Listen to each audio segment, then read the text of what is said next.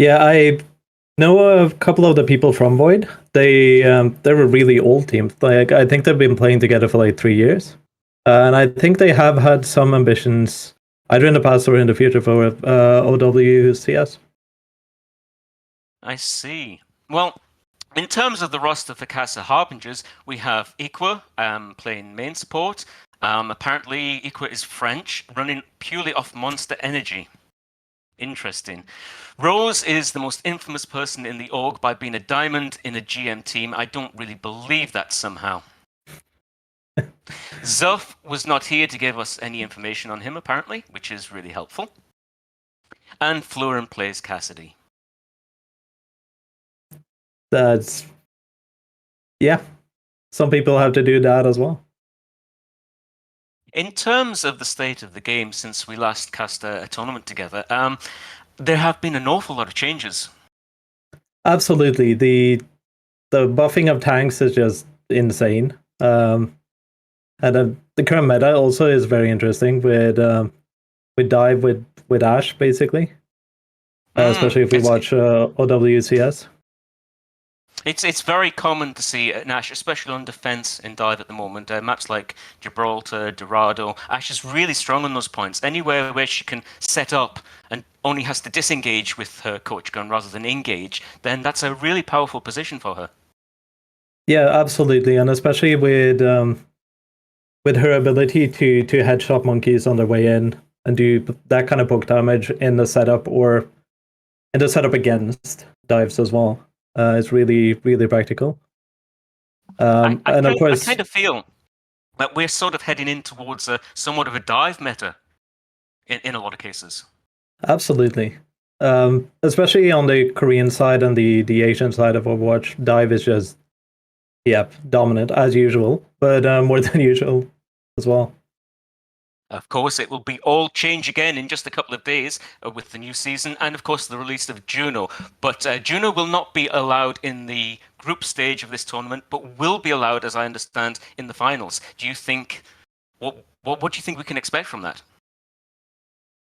I don't think Juno will change the meta much on her own, but it depends on what kind of synergies the team will find with her. But I tried her a little bit in the playtest, and as a fix support myself, she wasn't that powerful, but she opens up for a lot of mobility and enabling the team with her speed ring. I also had the opportunity to play Juno during the playtest. What I discovered was that she really does play like a genuine backline. She's not someone you want to be engaging on yourself with and sort of taking duels. She really does want to play quite far back. Yeah, especially with the lack of headshots is pretty noticeable. It's kind of like Ana and BAP combined, but then with not having headshots like Ana. So it's Yeah, like I don't think during the playtest, I don't think she was in any way broken or overpowered. If anything, I think there were certain aspects that needed a little bit of a buff. It'll be very interesting to see how that comes about when the patch goes live. absolutely. Especially with the ultimate, because I think a lot of people find the ultimate confusing. I think there's a lot of potential for playmaking, but yeah, I think it will take quite a while for teams to discover the power in it and sort of realize how to actually utilize it to its fullest effect. Yeah, I saw a lot of high rank streamers talk about it as Rissa's Bongo from Overwatch 1. So that's going to be an interesting play, a way to play with it, but it's more localized and it's not like line of sight, so it's going to be very very different. I think we're just about ready to go to lobby here. We are just waiting on the word, and we'll be ready to start. Yeah, it's going to be interesting to see what map they start on. The map pool is not that big for the initial stage, so they have Lijiang and Busan to choose from. Oh, Li Zhang is always a favorite choice for starting in tournaments. Absolutely, and considering we are moving into a dive meta, there are some options for dive on Lijiang as well. Not that much on Control Center, but you can pull it off. Especially on gardens, I feel dive is really viable there. Absolutely, absolutely. especially if you have a flyer or that sort of thing. Like if you have Echo or Pharah, which also works pretty well on Night Market, to be honest. Echo is really showing herself to be quite powerful at the moment, I feel. After Farah received that slight nerf a couple of patches ago, she just hasn't really seen the level of play that we'd seen up to that point. Absolutely. Like, considering how dominant she was for that long. Oh, we're going into the match. We're ready to go into the match. Of course, this is Kasa Harbingers versus a Void List. They have gone with Li Zhang, always a favorite with teams, and it will be very interesting to see how this goes. Absolutely. It's gonna be. Are we playing on this map first? It's always hard to know when it comes to this. And hardly a surprise here, but we are seeing dive of some degree being played on both teams. They currently have a Symmetra on a Void List. It'll be interesting to see if that strategy is to actually TP to point or to switch to the Tracer and just give the team a little bit of an extra boost to get in there. Yeah, the Sim TP out of spawn is kind of like a necessary thing to do on these maps to set up as quickly as possible. And they're off the TP, gets him a bit closer to point. The Zoro goes in there. Unfortunately, they're forced to commit bubbles quite early, and the Zoro almost dies there, going very low indeed. A Voidless are actually in a really nice position here. Yeah, they're setting up really good map control early on. And they get 2 picks from it. It's equalizing. They're equal now. It is now 3 versus 3. It'll be interesting to see which team is able to convert this and take advantage. It looks like a Voidless capped a point, so they are in an advantage position for this fight. I feel a Voidless executed that fight extremely cleanly, actually. Yeah, they did a little bit of poking, a little bit of dive, got the picks they needed to. Harbingers got a couple of counter picks, but a Voidless managed to keep the advantage. Well, a Voidless tank now coming up on Primal. Be interesting to see how that goes. Obviously doing quite a bit of damage there. Oh, almost goes down, but the Suzu saves at the last minute. Very nice Suzu. The Zoro almost going very low as well. Oh, that's a huge sticky bomb from Florin. And the rest of Harbingers are able to clean that up, and that will be a point flip for Harbingers. Yeah, the Suzu came, like... A Voidless took a bit too much poke damage early on. They had to use Suzu early, and then the stickies come in and finish off the tank. Harbingers now coming up on Rush and Pulse, 2 very important ultimates. Pulse, if they can get an early pick with that, that will be very advantageous for Harbingers. Yeah, it looks like they're all rotating through servers here, or through They're about to take the fight on the side there. That's it. Fantastic bubble there, cutting off the Cassidy, and the Cassidy goes down really quickly. Yeah, very good aggressive dive, and the beat comes out a bit too late to save the Cassidy there. And it's just cleanup now for Harbingers as they get pick after pick. And yeah, the avoid list goes down quite convincingly. Yep. Yeah, the aggressiveness and the speed of the dive just wins that out for Harbingers there. Like, yeah, it was a very clean fight indeed. Yeah, Avoid commits both support ults, and yeah, it's just too late, I think. Not many ultimates on the table now, other than Pulse Bomb on the side of a Void list. It'll be interesting to see how they use that. Both teams may be looking to take this fight dry, I would think. Yeah, it's either that or they look for a Pulse Bomb to engage with, to start off the fight. It looks like they did, but they missed. So now we have no ultimates on either side. Rose does go down, unfortunately for Harbingers. That's a really unfortunate pick. And it will make it really difficult for Harbingers to hold this now. Their best option is now just to play as a unit on point and stall it out to 99. Florin does get the pick on the enemy Tracer for a Void list though. That's a fantastic pick. That makes it a bit easier for Harbingers, and another pick. Harbingers now in a really strong position and can actually see that out. That was really nicely played. A lot of Harbingers didn't overcommit there. They played very carefully, and they didn't panic. Absolutely, and I think Avoidless did the opposite, kind of, because they did the same, but like in the opposite way. because they got an early pick and then they played too safe, which made Harbingers get a pick, and then it kind of snowballs from there. Yeah, it's quite easy when you lose a teammate to panic and think you just have to die quick. But in cases like that, you just need one pick to even the tables, and it's worth persevering. Absolutely. It's going to be interesting to see on this map. It looks like we're going into a brawl. We're going into Control Center. Junkrat, very popular on this map because of the narrow corridors. I wonder if either team will play the Junkrat. So far, it doesn't look like it. It looks like Harbingers are opting for a sim, while Avoid is playing with the Mei. The Mei might make it quite difficult for Harbingers playing against the Mei and not having a Mei themselves. We'll see how that plays out. Yeah, it depends on positioning. Like, the Mei wall is so good at isolating targets, and isolating targets is so important when playing Brawl. Harbingers do make it there first and able to take controlling position on the high ground there. The Zoro making a nice rotation there to meet the Void List as they come round. Oh, and gets walled off. Oh dear, oh dear. That wall doesn't actually have the desired effect though, and the Zoro does not go down.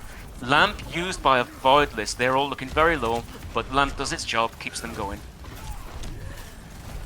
Yeah, absolutely. Managing to save the Rhine there is so important. Ram looking really low there, and their Mei for a Void List goes down. Yep. And I think Harbingers... that was a really clean fight on the side of Harbingers. They saw the threat, they addressed it, and they rotated really smoothly. Yeah, and they really made use of the Sim TP to get advantage positioning early on, and then they made use of that positioning, won the fight. Still no ultimates on the board yet, but Harbingers are very close to Shatter. Yeah, Shatter is... Ooh. Oh, that is a big Shatter there by the Zoro. Huge, huge. Massive 3-man Shatter. I think that will probably play the game at the there. end. Very nice. Absolutely. Harbingers still have the High Noon to play with, and also the Sim Wall coming up. A Void List don't have any ultimates right now, but Window will definitely be here by the next team fight, and probably Annihilation as well. Yeah, they just have to play through the Mei wall, or then the Sim wall when that comes up as well. I think that's quite an early window by a Void List. They're going to struggle to get value from that. Ooh, they do get value though. Look, you get a good pick from it. Lucio spam through the window, finds a target, and then Ram finds Zuffy, which is going to be a team fight win for a Void List, I would think. Yeah, they get the early pick, and then they get a bit too eager and get split up. They lose their tank because of it, but they manage to come up on top. Harbinger's still in control of the point here. That fight did not go the way I was expecting. Same with that early pick. Yeah, I thought it would be more, or that pick on the Ramatra. I thought that would be more one-sided. The point does flip to a Void List though, and Harbingers, they just need to win one team fight here. It's not particularly difficult. Yeah, I think they have to play to get Shatter and then win with Shatter. The Zoro now has that Shatter in just a couple of swings, and we'll be able to use that. Blizzard does come out, denying Harbinger's access to the point, and another huge Shatter. Lamp does come out, but unfortunately I don't think that's going to be of much help.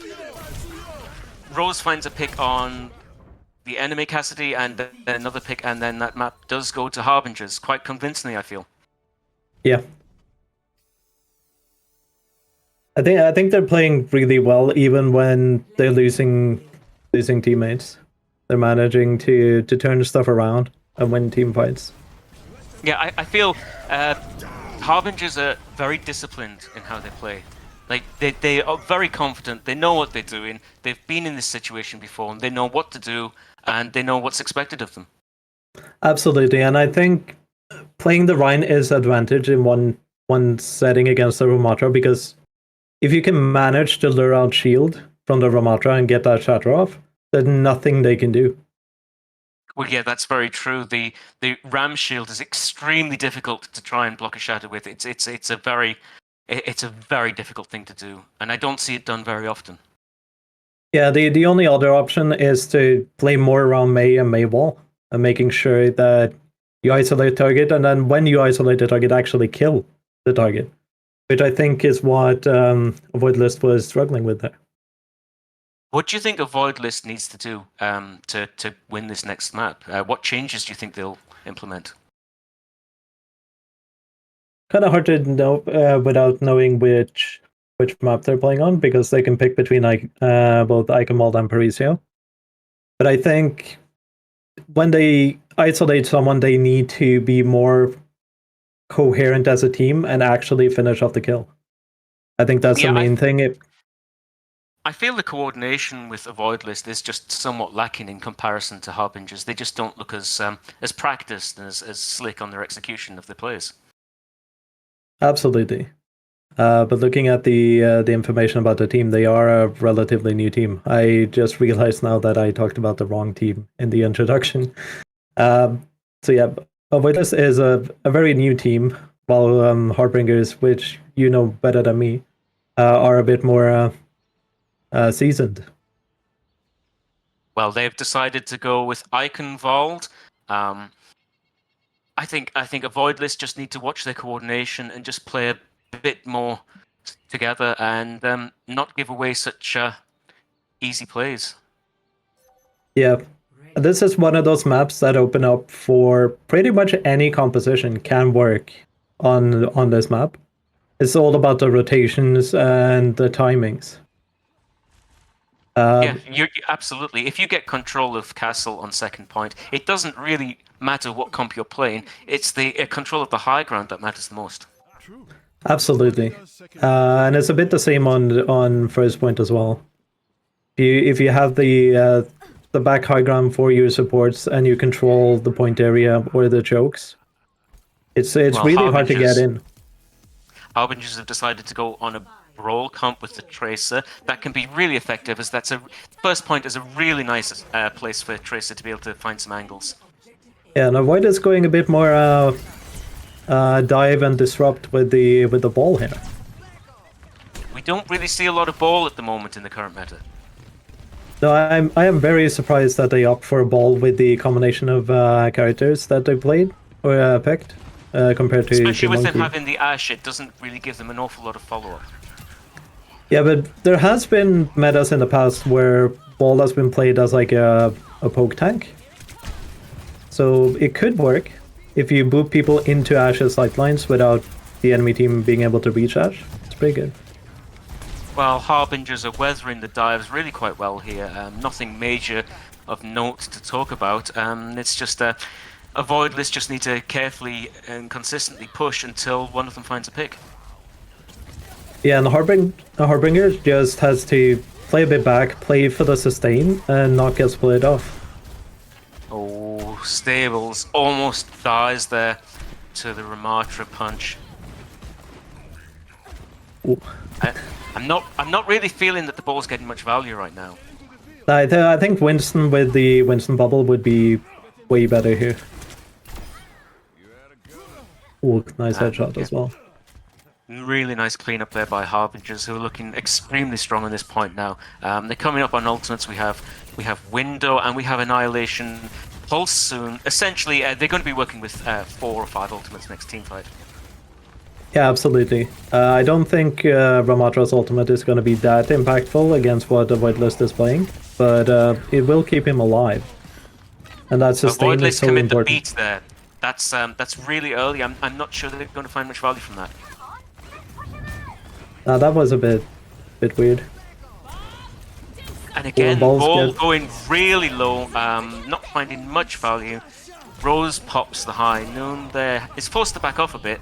Ooh, that's a huge pulse. That's huge. That's a huge pulse. Rose trying to weather the pulse there by rolling. Unfortunately, I think that pulls the pulse into the rest of the team.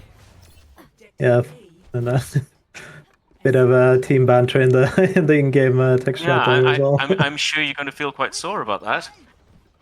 Yeah, it's also like committing 2 ultimates and then having a Tracer to blink right into you in pulse one. That's gonna do a bit with your mentals, I think. Harbingers looking to set up on the high ground of the castle now, take control of it from there. Florin is playing interesting Tracer duel here. Yeah. Oh, they get caught out though. Oh, and Bowden wins the Tracer duel there. Fluren going down. That's really unfortunate. But they were taking it at a really interesting position that was really quite far from the rest of the teams. Yeah, I think they got caught out after the previous team fight and then couldn't get their way back. And now we see Zuffy a finding a pick diva. there. Rose going down. So it is now even 4v4. Zuffy goes down though. Avoidless have the pick there in their favor. Yeah, and we see the diva coming up from Harbingers on second point here, as we talked about initially. With controlling that high ground, super important. Unfortunately, Harbingers have to give up the high ground, and Avoidless take advantage of that with their ball setting up there in a really nice position to roll through the enemy as they rotate. Yeah, we're seeing adaptations, more adaptations from Harbinger as well. Now Rose is on the Ashe. This is a really solid push though by Avoidless. They've made a lot of ground there. Now I think the players that they need to regroup and then take control of the castle again and try not to let Harbingers control it. Yeah, it's going to be harder for them to do that, I think, with the ball compared to what Harbingers are playing here. Because when you're playing ball against Brawl, it's a bit easier to disrupt and move people out of position. But now Harbingers are more in a dive composition, closer to the meta comp that we talked about earlier. Exactly. Diva is a really interesting pick because she's able to peel quite heavily on ball dives. Yeah, and it's not easy for to Lovely isolate. shot from Rose there, finds Bowden, goes down. Harbinger's looking really solid here, taking control again. Yeah, I think it looks like Avoidless is trying to build up all their ultimates before committing to one big fight. Yeah, they now have hype. Rose finds the enemy ball, though. That's a big pick.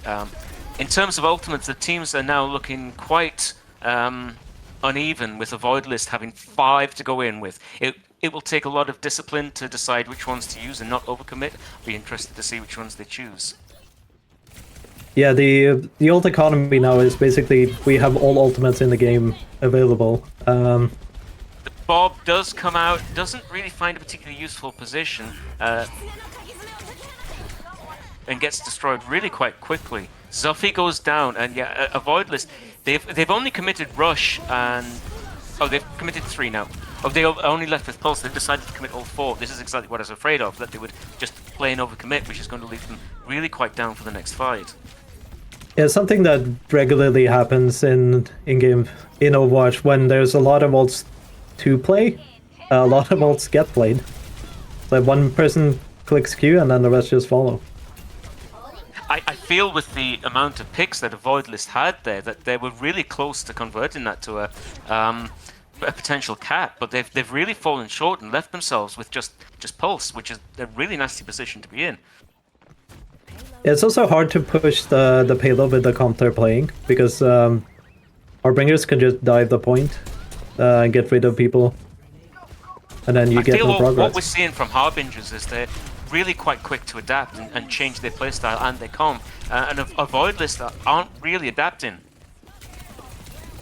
Yeah, now we're into overtime and it looks like Harbinger will... Ooh! I get a touch. Yeah, the Harbingers will now hold that point. Avoidless not even capping second point there. Yeah, I think choosing to play the ball there is what was making Avoidless struggle here. I think ball was definitely not the pick, and it's disappointing that Avoidless didn't really see that and, as I was saying, adapt and play something different. Yeah, I think if they just mirror what Harbingers are doing, I think they're gonna have an easier time doing what they want to do. And they definitely need to play with a bit more discipline on their ultimate usage. Yeah, absolutely. But I think that goes for both teams, because in that fight they used like 9 ultimates. Or at least like 7. It looks like Avoidless will be going out on a Queen comp, which is an interesting point for defense. I can see why they would want to do that, and I think they may struggle. Yeah, Queen comp on defense is a very interesting one, but I think if they're gonna do that, they have to be a lot quicker with their engages. They have to play Especially very much as considering, as a unit. yeah, absolutely. You usually only see Queen comp these days on push maps, and there's a reason for that because you have to get in and contest the bot very often. Harbingers are playing an interesting variation of role here with the Genji and the Ana. They're probably going to want to farm Nanoblade, I think. It does look like it, and I think maybe they expected to see. Well, that's a big early pick. Bowden goes down there to Rose. That's a huge early pick, and then Queen goes down to Rose also. So Harbingers will take that point quite decisively. Yep, and it's also like as you said, you have to go in as one coherent unit when you're playing Queen comp, and if you split up like this and Rose hits headshots, isolated people die and you lose fights. Yeah, a Void list played that really quite scattered. There was very little coordination. However, they have switched to a dive comp with Winston and with the Ana and the Brig. I think that's a really good choice for them to switch like that. Yeah, this is basically the Korean meta comp at the moment. So I think this is a very good swap to do. The Zero goes up there for a dive, tries to initiate something. Not much comes of it though, and the Voidlist hold that dive really quite well. Genji goes in though, finds a pick on a Voidlist's Ashe, and then the Ana also goes down, which is really quite bad for a Voidlist, because that card is getting closer and closer to the finish line. Yeah, they didn't set up the dive correctly there. I think they just got split up by Harbinger's attempt at diving and then folded, kind of. Still no ultimates on either side. We do have the Nano, but Blade is only at 56%. Struggling a bit to build that there. The team fights have been really quick, I feel, and that's why. Yeah, it's also hard for Genji to find a lot of damage against what the Void is playing. Oh no, Voidlist start to drop down. Rose finding the Winston there. Flurin finds Bowden, and this is looking very bad for the Voidlist, and the map's over. Yeah. It goes to Harbingers, and that is 2-0. That is 2-0, yeah. The maps or the matches today are best of best of 3. So 2-0 would be a win to Harbingers here. Oh, here we see there's the that pulse pulse there. That's a really unfortunate pulse. Really nice, but also really unfortunate. Mm. So, I think Harbinger's extra experience scrimming together has really shown today. Absolutely, and their aggressiveness is really good. Like they're going in so hard and so quick that a Voidlist have no chance but to try and respond, and then when they can't, they just fold. I think the fact that Voidlists are a relatively new team was actually very obvious today. I think it really showed. And there's obviously some quite skilled players, but they're just not used to the tempo of play in the team or what to expect from each other. That only comes with practice, really. Absolutely. I think give them a couple of months of scrimming and a bit more tournament practice, and they will be a better team, I think. And it's going to be interesting to see if they actually manage to do that throughout the tournament. Harbingers, on the other hand, they come out looking really quite strong. Absolutely. That coherent aggressiveness is really impressive. And I think it's one of the most important things to do in the current meta. Well, we're going to take a short break now, and we're going to come back at you in half an hour with the next match. We hope to all see you really soon.